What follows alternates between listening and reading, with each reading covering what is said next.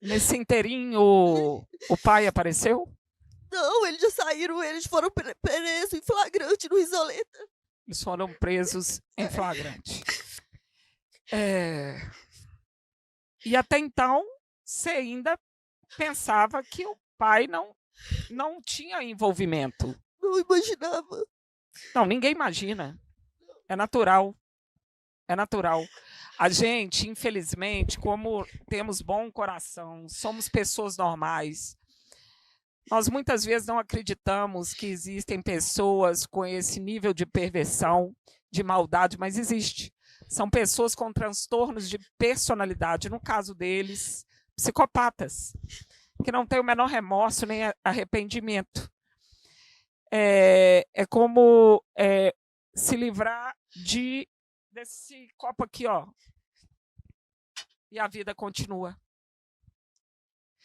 Então, Fabrício, coloca para mim as datas para as pessoas entenderem. Ele foi para o Risoleta que dia? Ele foi para o Risoleta na madrugada de domingo para segunda. Sim. É importante um esclarecimento aqui, que surgiu até algumas dúvidas acerca disso, por que essa criança teria ficado lá a semana. Isso é uma determinação judicial de que durante a semana do Natal ficasse com a mãe e durante a semana do Ano Novo ficasse com o pai.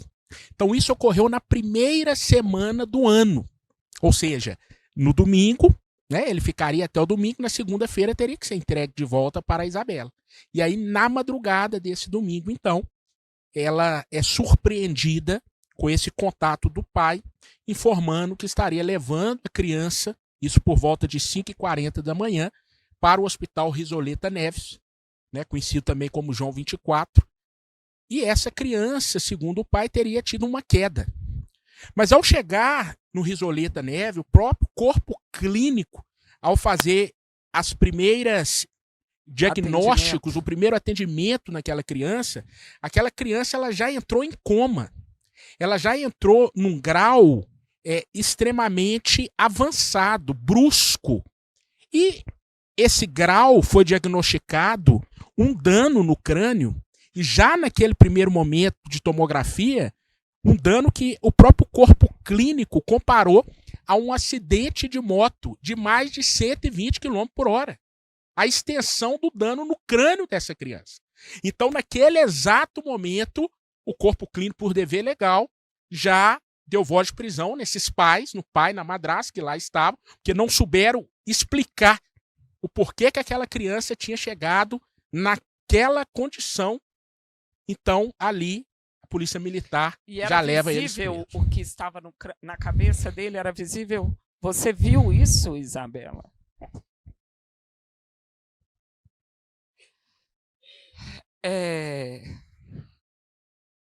Doutor Fabrício, aí esses dois foram presos.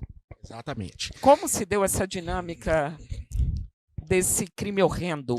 Primeiramente, doutora Jerusa, é importante aqui também nós parabenizarmos quando é digno Sim, né, claro, de reconhecimento, porque nessa situação, a Polícia Civil do Estado de Minas Gerais, ela apurou esse crime bárbaro com 45 dias. Um inquérito muito bem conduzido pela Polícia Civil do Estado de Minas Gerais, que iniciou ali, naquele exato momento do falecimento, no dia 8 de janeiro, foi entregue com 45 dias. Isto é algo, pela complexidade do caso, é algo de fato que merece, né, aplausos, certo? De forma muito digna e de forma muito consistente. Não foi um inquérito simples, foi um inquérito robusto, que comprovou nesse primeiro momento de inquérito. Foi o doutor Diego, exatamente. Doutor de qual Diego, delegacia? Ele é daquela da Nossa Senhora de Fátima. Sim. Tá? Que é especializada, né, na criança. E nesse inquérito, através do laudo pericial da Polícia Civil, ficou diagnosticado, primeiramente, que foi utilizado um objeto contundente para chegar à morte dessa criança.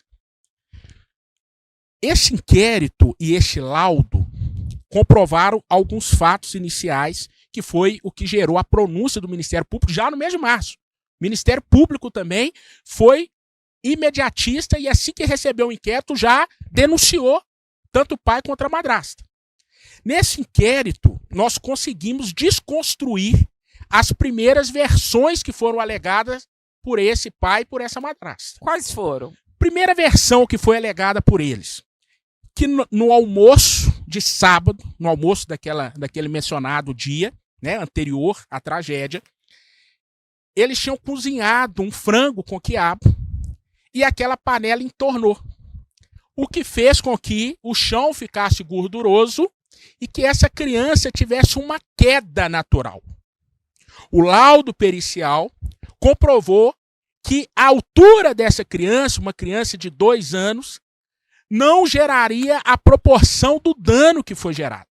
Então a gente já descarta com esse laudo essa primeira versão.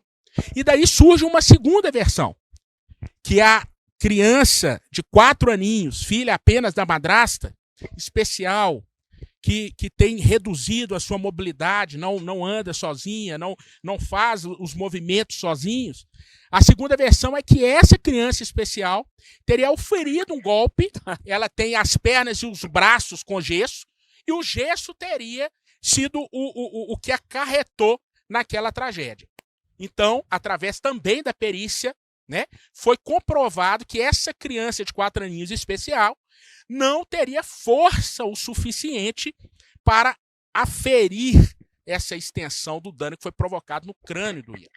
Ou seja, qual foi a importância, então, desse processo investigatório da Polícia Civil?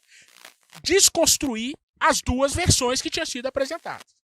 Então, ao final desse inquérito, nós sabíamos que não foi a queda natural da criança e também que não foi propositado por aquela outra criança de 4 aninhos. Então, não restava, né, dúvidas quanto à autoria daquele crime. Claro. Porque dentro daquele lar só existia a madrasta, o pai e as 2 crianças. O que surgiu, então, desse inquérito? Surgiu, então, alguns questionamentos. Primeiro deles, este pai foi simplesmente negligente? Por quê?